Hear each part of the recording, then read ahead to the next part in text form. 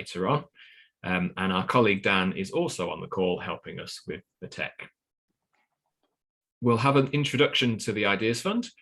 So we're going to run through what the fund is about, who is eligible, and share some examples of what was funded in the first round to help you think about whether the fund is right for you. We'll go into a little bit of detail on the application process. So we'll be sharing what you need to do if you're interested in taking part in this round of the fund. We're running an expression of interest process this time. So we'll go through that in a little bit more detail, and we'll share the questions that have been asked in the expression of interest form, and we'll provide some guidance as to what will be looked for when applications are being shortlisted. Then we'll finish by just running through the local opportunities that are available for you to hear from projects in your area, and to spend some time with the development coordinators if that would be helpful. And we'll finish with Q&A, as I've mentioned, so we should have plenty of time to respond to questions that have come up through the session. Overall, this session is intended to provide you with an overview of the fund if you're thinking of applying. It's open for people joining from across the 4 areas, both from community groups and researchers. And the idea is that through the local sessions which follow this, you'll get to hear more about the projects in your area specifically, and have the opportunity to ask them directly about how the process has been for them.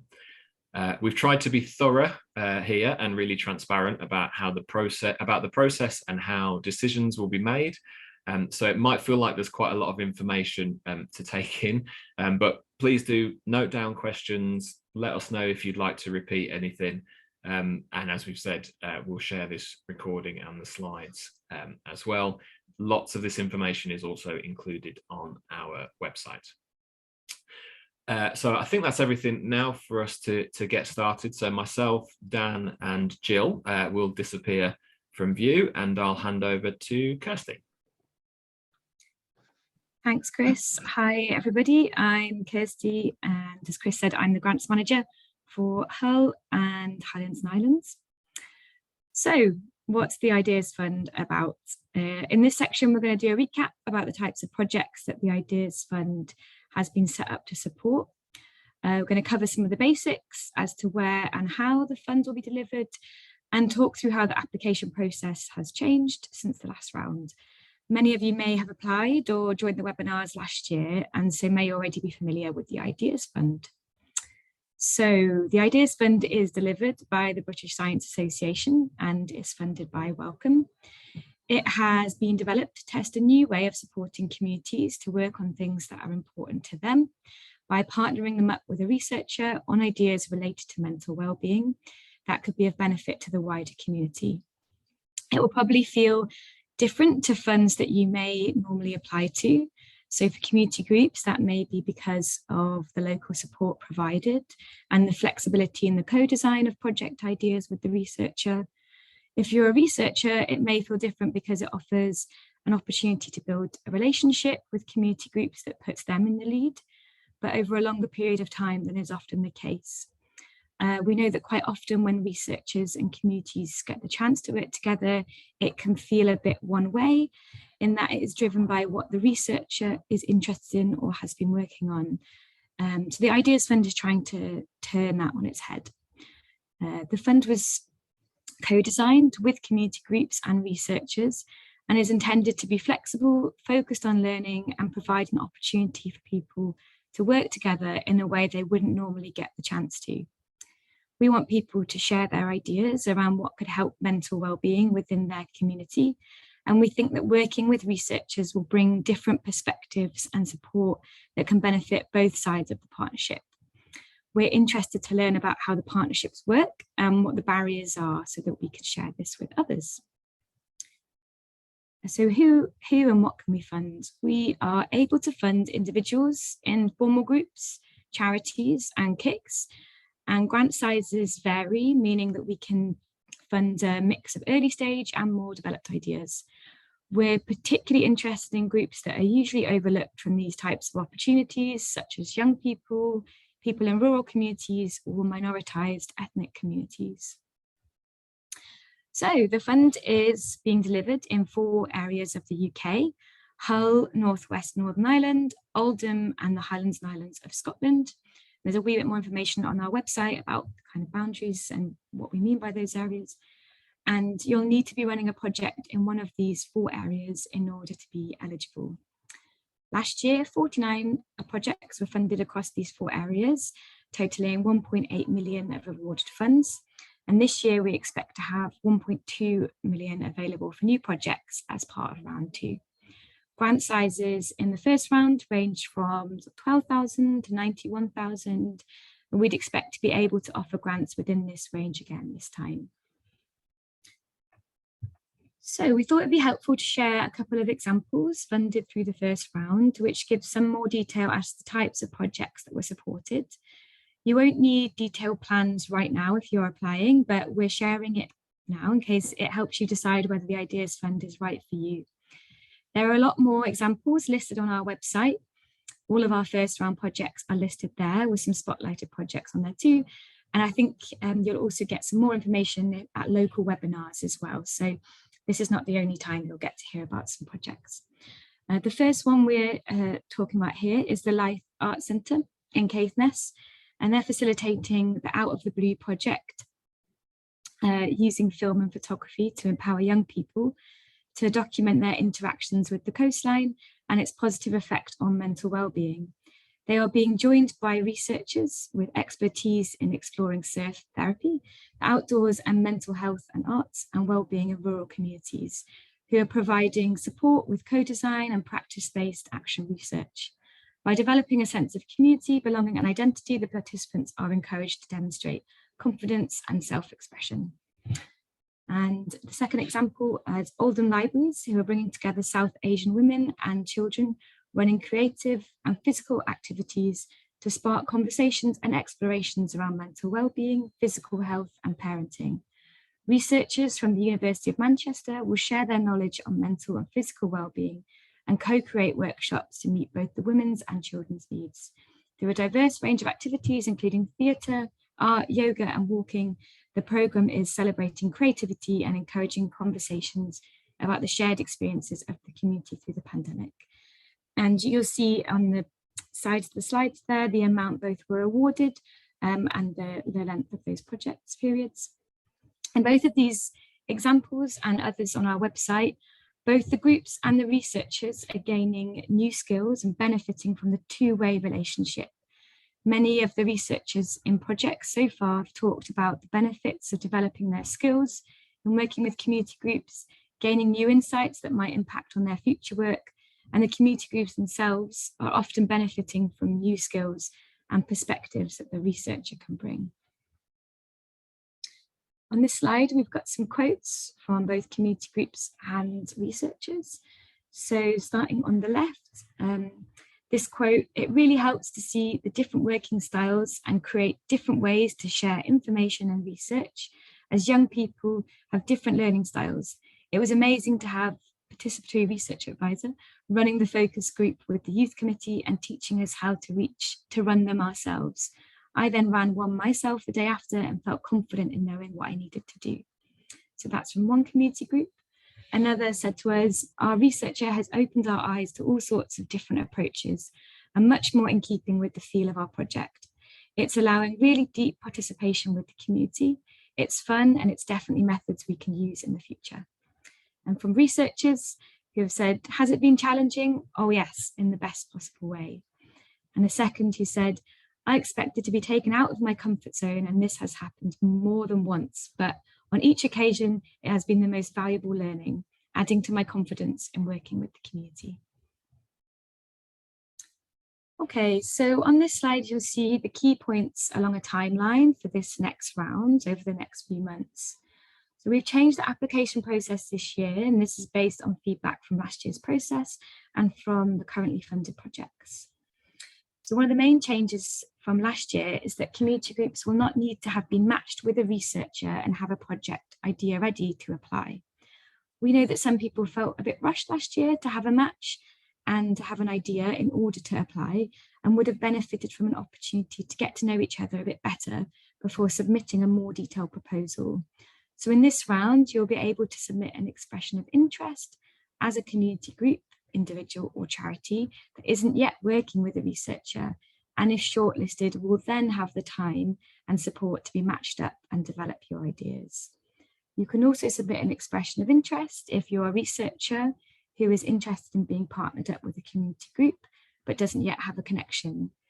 One thing we're really interested in here is that you're up for trying something a bit different and are open to collaboration. If you do already have a partnership in mind or in place, then you can also submit an expression of interest on that basis. Jill will shortly go through in a bit more detail about what the expression of interest form asks for. The deadline for initial expressions of interest is 12 noon on Wednesday, the 8th of June, and we're hoping that decisions will be provided around the 22nd of July. The second main change from last year is that if you are shortlisted to be matched or develop your idea in more detail, you'll be offered a small grant of £3,000 to cover your time and potentially the idea of your chosen researcher as you develop your ideas further. Hopefully this £3,000 will enable you to commit some time to developing your partnership and cover the costs of developing your more detailed project plan. During this development period, you'll get in-depth guidance, support and feedback on your ideas from both the grants team at the BSA and the local development coordinators, as well as support in being matched up to a researcher. You'll also be able to share your ideas and challenges with other groups that have been shortlisted, and then we'd expect most people to be in a position to submit a more detailed proposal in around October time. It's really important to say that the Ideas Fund is different to many funds that groups or researchers might generally apply to. It is an opportunity for both sides to gain a new perspective, share skills and work together collaboratively. We've had a lot of applications in the last round that involved organisations purely running their ongoing services around mental well-being, or where the researcher would either evaluate the effectiveness of activities or do research. It isn't really a fund for any of those things. We did have a lot of feedback last time about how the eligibility for the fund could be clearer. And this is also part of the reason for shortlisting at an earlier stage, to be able to then provide more in-depth guidance and support. So we'll now go into a bit more detail about the expression of interest form and what to expect once it's been submitted. So I will hand over to Jill. Thanks, Kirsty. I'm Jill, I'm the grants manager and I look after Oldham and then the area where we fund in Northwest Northern Ireland, which is in Derry and Strabane. As we've mentioned, the process for this round is hopefully more straightforward and less time consuming than last year. The starting point for everyone is the expression of interest form. We now have a shorter form and there are different questions for you to complete either as a community applicant or a researcher if you're not yet in a partnership. And you can also use this form if you already have a partnership and some ideas about how you'd like to work together. We're going to focus on the questions on the form in this part of the webinar and then talk through what will happen after that deadline. The form is available on our website now, as well as a Word version with some guidance that you can download. We recommend you take a look at the Word version first. This can be found on the application page of the website. As previously noted, the deadline for these expressions of interest is midday on the 8th of June. So if you're a community organisation, a charity or an individual who doesn't have a partnership at this stage, the main questions are some basic contact details about you or your organisation, who you work with in the community and how you involve them in your activities, how much experience or confidence you have in working with researchers, what you might hope to get out of it, and then what ideas you might have about a mental wellbeing project. As you can see, if you're a researcher, we'll again look to get a sense of your starting point in working with community groups. Have you got lots of experience? Are you brand new to it? There's really no right or wrong answer here at all. We'll ask about your motivations for collaborating with a community group, what skills and experience you might be able to offer them if you're matched, as well as more information about your current field of research or expertise. Once applications from community groups have been shortlisted, we'll then share your expression of interest for them to identify who might be a good fit for the work that they are doing. We would expect your thoughts and ideas to change as you work together through the development period. We'll ask fairly similar questions if you are already partnered up. So we'll ask about your partnership, how long you've been working together, what your ideas are on a project related to mental well-being and what that could look like. We'll ask who you'd want to work with and how you involve them in your activities. And finally, what each party individually would hope to gain by working together. Although you might have a partnership already, it's really important to stress that you won't need to have fully formed project ideas at this stage. There's a question towards the end of the form which asks whether you'd like to have a bit more time together to develop your ideas in more detail, or if you'd feel like you'd be ready to submit a more detailed plan straight away. So we're going to share the Word version of the form for community groups on stage now, just so you can get an idea about the type of guidance that's available and the level of detail in your answers that's being asked for at this stage. You can download this form to draft out your answers, share it, circulate it with your colleagues for discussion and so on before copying your final answers into our online expression of interest form. So as you can see, the first 3 questions on the form are just about you, either as an organisation or as an individual, who you work with and how you work. All of the questions require fairly short answers to try and reduce the amount of work from you that needs to go into them at this point. Overall, we'll be looking to support a mix of different types of organisations and ideas. This really isn't about identifying the strongest projects or even the most established groups at this stage. On this Word document, in italics under each question, you'll see that there's some more guidance about what you might want to think about or include. You can discuss this with us or with your local development coordinator if you've got any questions as you're drafting your answers or completing the form. A bit further down, we're asking about your interest in working with a researcher, your confidence in doing so, and what ideas you might have about mental well-being in your community. All of this can develop further if you're shortlisted. We really don't need things to be very fixed at this point. It's really to get an idea of your starting point. It's important to say here that we're really interested in people who've never done this before, who have very little experience. So where we're asking about how confident you are, don't feel like you have to score yourself 10 out of 10 if that's not where you feel like you are.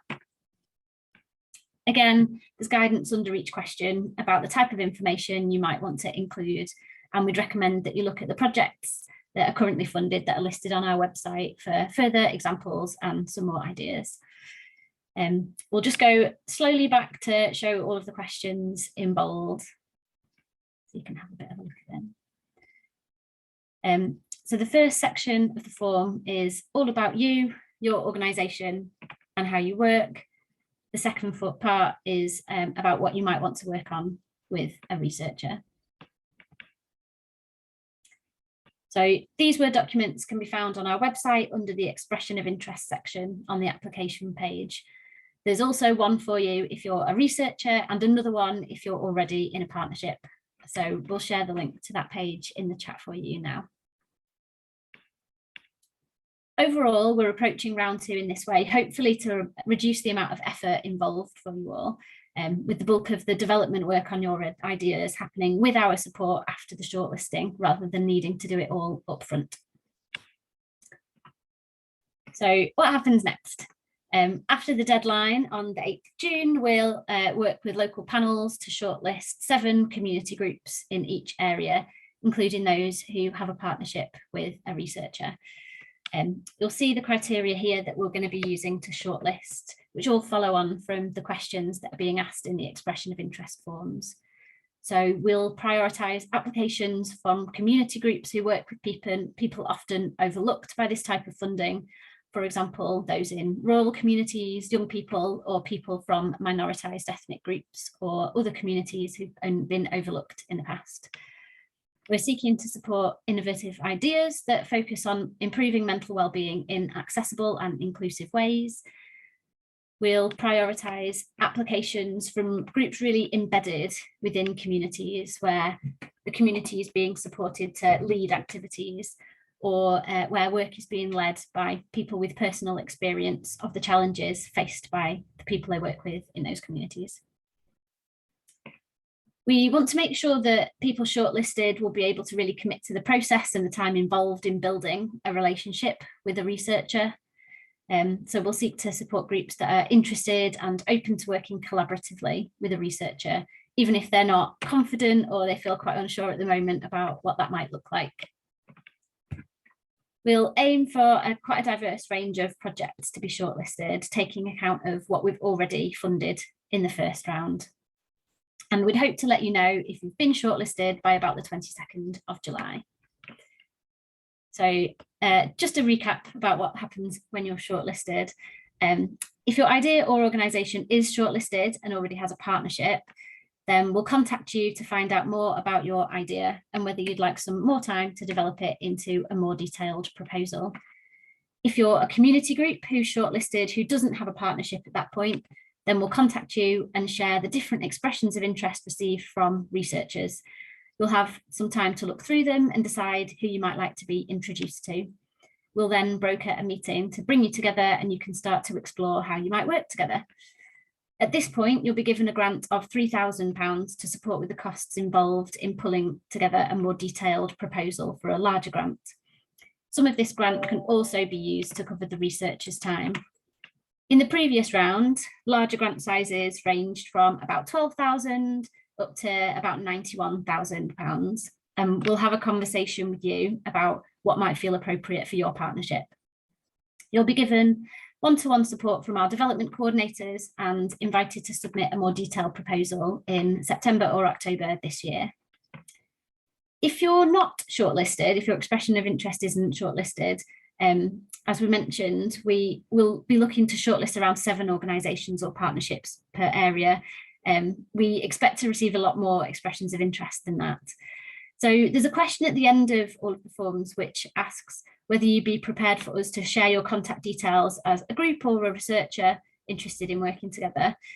If this is the case and you're not shortlisted as one of the groups for the fund, then we'll try to play a role in sharing your details and ideas with others, whether that might be other funders, researchers, or a local university. That'll look different in each area, but we'd really hope to find a way that more than just the 7 groups shortlisted in each area can benefit from being involved. So as a reminder of next steps, the application form and more guidance about the process can be found on our website now.